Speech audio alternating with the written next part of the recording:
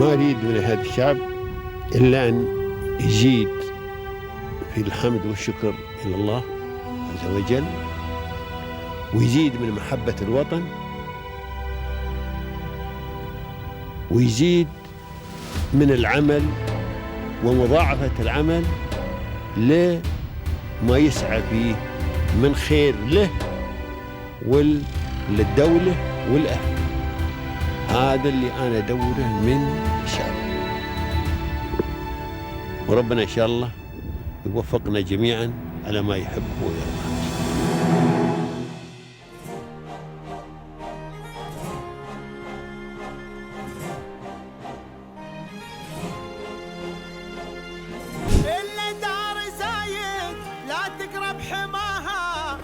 تقرب منازلها إلا محب زايد أسسها واليوث وراها داروا على الدانات 7 أبد. إلا دار زايد لا تقرب حماها، لا تقرب منازلها إلا محب زايد أسسها. I would say first of all, I'm very grateful that I can be part of this journey. I have been witnessing this development here in the region for the past 30 years, and I'm very impressed by the development, by the visions which were developed already so long ago.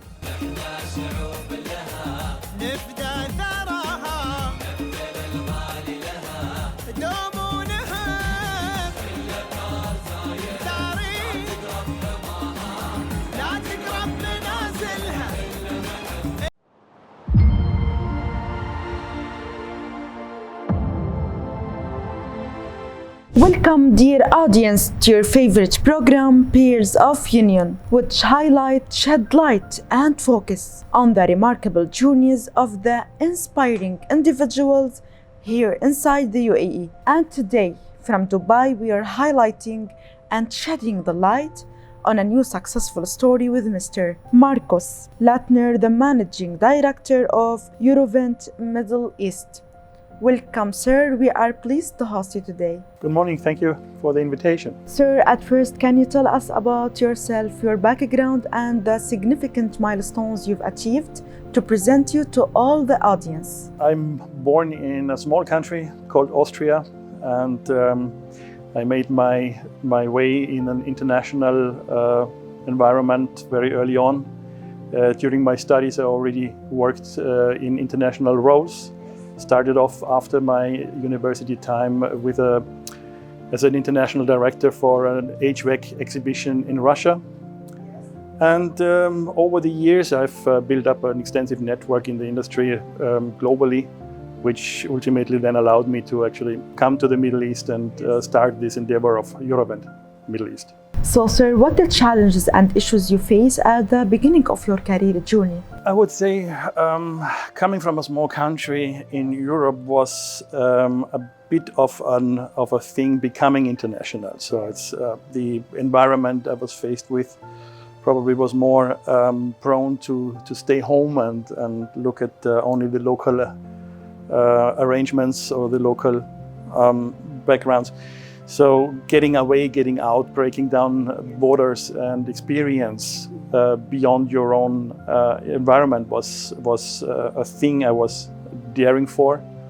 But in a professional sense, I would say also not that easy. So, but once you are on this path, I think nothing can make you go back. And I'm very happy that I decided early on to make my life international, because I really enjoy being around many cultures, many nationalities, and work in an international setting. So, sir, who have been your biggest supporters and mentors throughout your career? Well, first of all, I think praise should always go to your parents first, who worked hard to allow you to go to university and study, and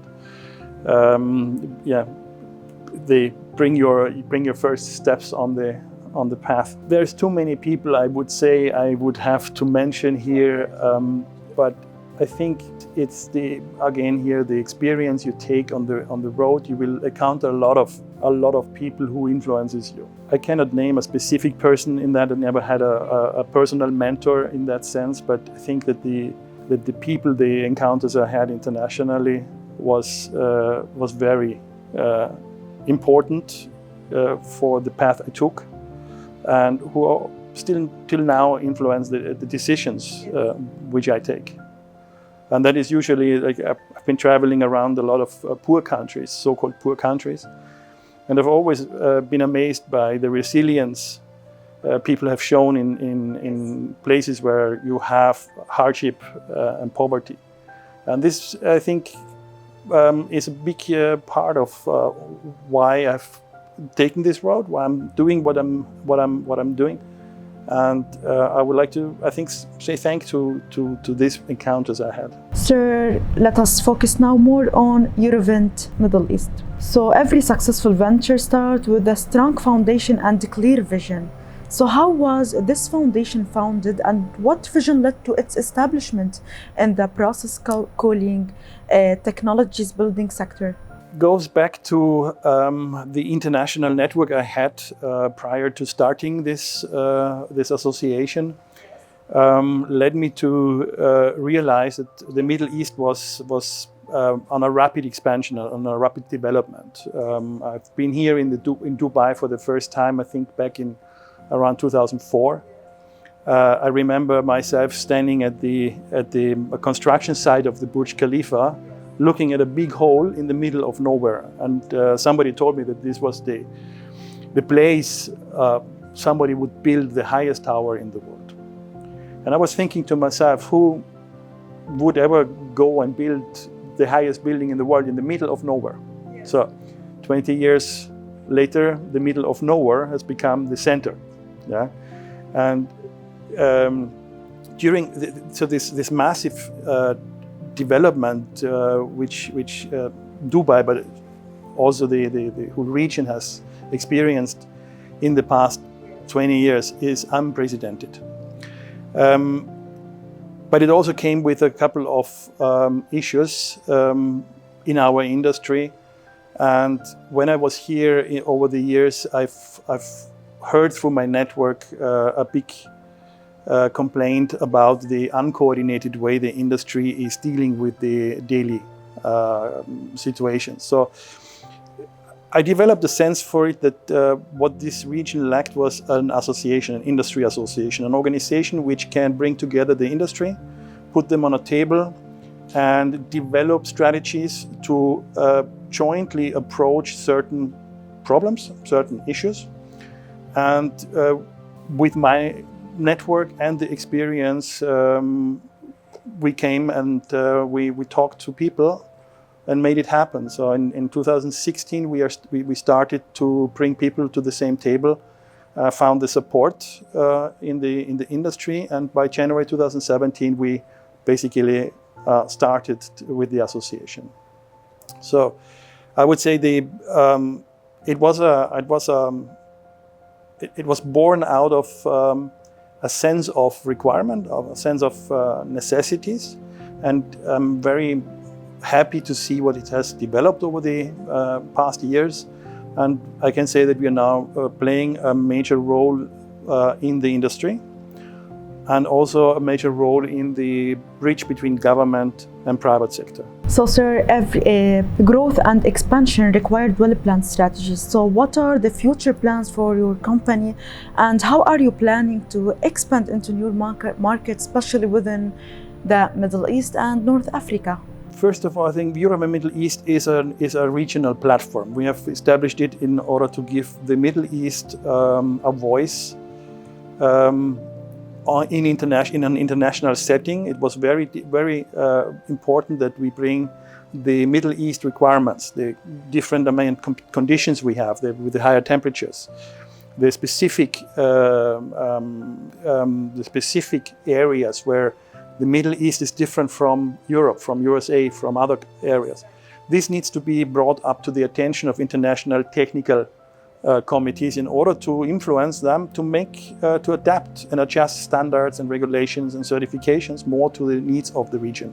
So Eurovent Middle East is and will always be a regional focused organization. However, the work we have done here has already founded new chapters. And we are now also active in India since more than 2 years, based on the experiences and the success we've had in the Middle East. So I would say the influence we have had is already noticeable beyond the region, and I'm quite proud of that as well. What are the key achievements and accomplishments you are most proud of at your company? I think the first thing would be bringing people together in a non-profit organization, trying to work jointly for the benefit of not only businesses, but to the benefit of people and the country. This stands quite out because it's not a usual thing you would see. So people with our members, they are not driven predominantly by their profits and revenues. They want to influence the future of the Middle East in a sustainable, energy efficient way. That's the first thing, bringing people together and work jointly on something makes me proud, makes me happy. The second is, I think that if we look back to 2020 when we were hit by the pandemic, Eurovent Middle East was worldwide the second association publishing industry recommendation to tell the people how to best deal with the situation. This agility, we were very, very fast in reacting to the new situation. We switched our physical workshops immediately to webinars. We have gained quite some substantial audience during this time because we were the first to react to that in an appropriate way. We were even quoted in South America with our recommendations. So you can see that, you know, sometimes only takes a handful of people with the right attitude, with the right motivation to create something good for everyone. And the third one, I think, is now we've launched our HVSER Leadership Academy 2 years ago, which is also an initiative which has never happened anywhere, and I cannot even see a comparable project anywhere around the world. The idea behind this academy, which is not a physical institute, of course, it's an educational program, but the idea behind that is that in order to drive sustainability and energy efficiency, we need the people. Technologies are evolving. We are getting better and better when it comes to energy efficient equipment, but products also get more complicated. Technologies tend to get more complicated. So without people mastering and knowing how to master this kind of technologies, we will not be able to harvest the benefits of improved technologies. So Middle East, being so dependent on cooling and refrigeration for its complete socio-economic development, is as a region where I would say education and qualification, training, and that on a continuous basis is extremely vital for everyone so that we can develop also in the future in a more sustainable way. And for that we need the people on board. We need to have the people who are understanding the technologies. And for that we have implemented the Academy. And again here, a handful of people coming together have made that possible. So those are, I think, the key milestones, I would say, what we have done. Maybe a fourth one, and that is that we have really succeeded, that we shaped the international standards already and international product certifications already to adapt for Middle East conditions. That we are not relying anymore on products which have been tested in winter conditions for a market like the Middle East, but that we now can test products also for temperature settings which are usual in our region. So, sir, now what distinguishes and differentiates your company from other industries by providing high-quality solutions? I would say that our approach is that we are following standards and principles which mandate us to achieve the best possible solutions. We cannot, so even if our members would come and say, let's reduce the requirements, we would not be allowed to do that because we always have to be, to improve. This is a standard and principles we are following at all costs. We are trying to really show also as an organization to adhere to highest professional standards in everything what we do. We do a lot of workshops, we do a lot of conferences. We do not allow anybody on stage, for instance, who just sponsors an event and then can present whatever he wants. We are making clear that our presentations, our contents are technology neutral, unbiased, not favoring a certain technology or company or brand. We always stick to neutrality, transparent decision making. Every member has the same right, the same weight in the voting process. So it's not that just because you are a big company that you could have any advantages for that matter. And probably also the way we do things is very agile. We are very quick. We are a very small team, but also our decision making is rather fast compared to other associations which I have came to know. Further fast. I wouldn't never say we are the best. Their associations do play a very crucial role all around the world. The civil society, as I call it, is responsible to develop standards, is develop best practices. So that's a very important role. But I have also seen that in many of these organizations, decision making can be extremely slow because of internal fights and parties which oppose against each other. And here I would say we can be extremely fast in the Middle East, straightforward, and be more practical, be more progressive, be more hands-on. And this is also something I think we have seen that, and we have received this feedback from many sides. So, sir, how has the UAE environment and government supported for this growth? Well, I would say strongly. We are here at the Dubai Association Center, which is an absolutely fantastic establishment. It has been initiated by Dubai World Trade Center, Dubai Chamber, and Dubai Tourism, and it allows associations, non-profit organizations like us to have a home and to operate as non-profit organizations across the region. We are at the moment harboring 52 associations here at the Dubai Association Center, and I would really commend the government to allow this and to have set up this opportunity. It definitely brings a lot of benefits to the country, also in terms of knowledge, in terms of conferences, international conferences, which are developed by all these associations. Everybody of us has this need to, to gather and exchange, and this brings a lot of revenue, I would say, also from an events perspective to the country. Along with that, I think the UAE has done a fantastic job in the past decades. The visions these leaders had in the past met with so much criticism internationally in the beginning, because nobody could imagine the journey. And now, as I said, me inclusive, when I was 20 years younger, I was also thinking, so why and what for? So it was an outstanding achievement. It is a great heaven for people from all walks of life, from so many nationalities who are living peacefully in this country and who work together to make the future become bright. So I'm absolutely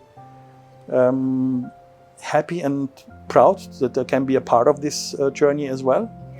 And we are doing our best that from an organizational point of view, that we also take our responsibilities, which we carried back to the countries and its people, also into the future, in providing more energy efficiency and sustainability across the value chain of the building industry.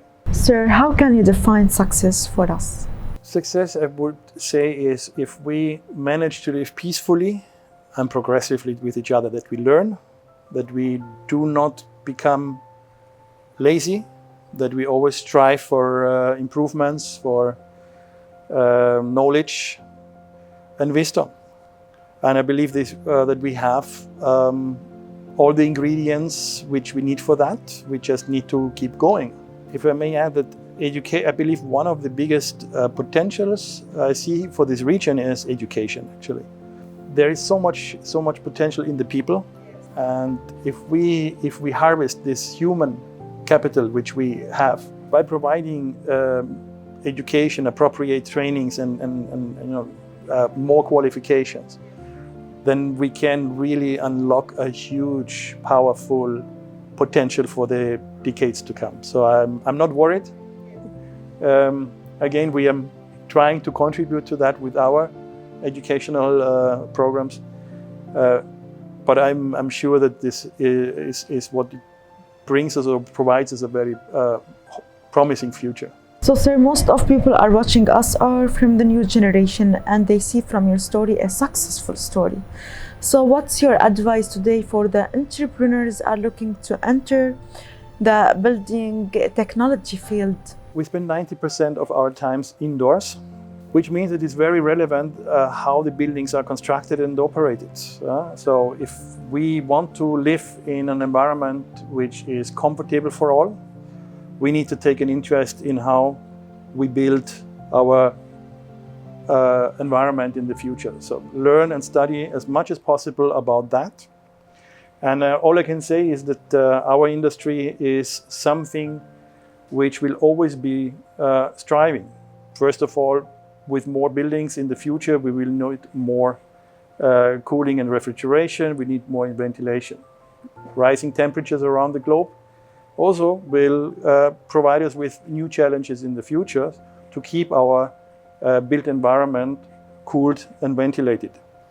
So I think that the industry as such has a bright future ahead as well, a promising one, an interesting one, and an extremely relevant one. There is no socio-economic development without cooling, without ventilation and without refrigeration.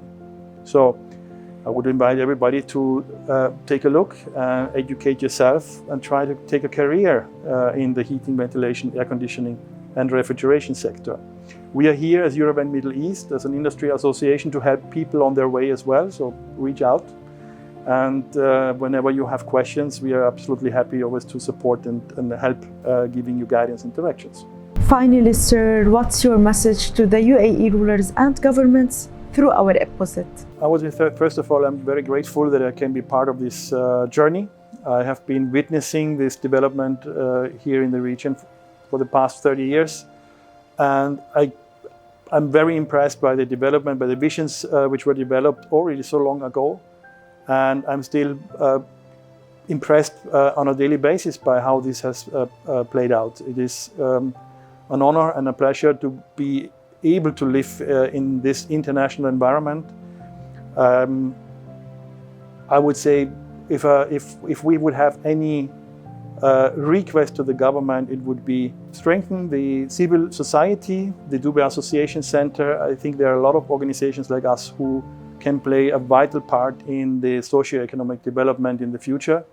And we are always very happy to do our best to create benefits for people, country, and for the industry, for the businesses. Thank you too, sir. It was my pleasure hosting you today. Thank you, and personally, thank you for the invitation to do so.